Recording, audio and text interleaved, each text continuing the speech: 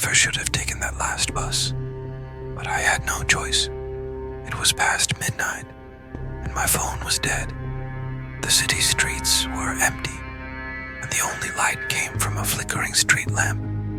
Then I saw it, the last bus of the night, its headlights cutting through the darkness. As I stepped in, I noticed something strange.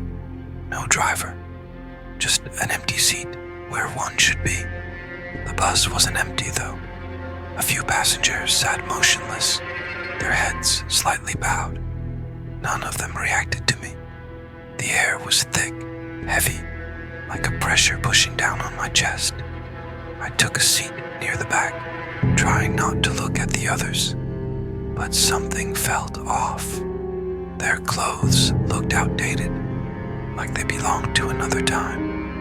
A woman in a long dress, a man in a suit with a hat pulled low over his face.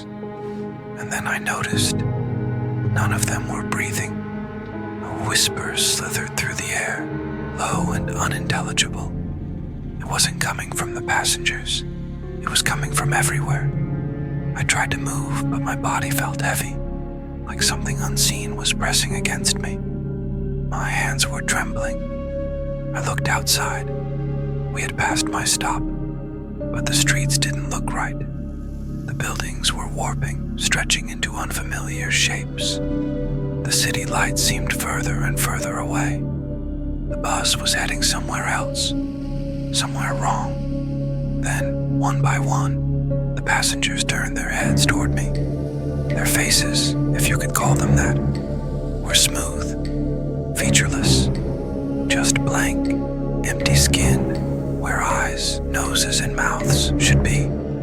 They stared at me without seeing, without breathing, and then they started to stand up. I bolted for the front. The bus was speeding up, the windows showing nothing but endless dark. The faceless figures were moving toward me, slow but inevitable. I reached the driver's seat, hoping to find controls, but there was nothing there. The walls of the bus stretched and shifted like the inside of a throat swallowing me whole. The faceless figures reached out, their fingers brushing my skin. I screamed, and then everything went black. I opened my eyes. I'm seated in the middle of the bus. The passengers around me sit silently, heads bowed. The driver's seat is empty. The bus doors open, and outside, a lone person stands, waiting to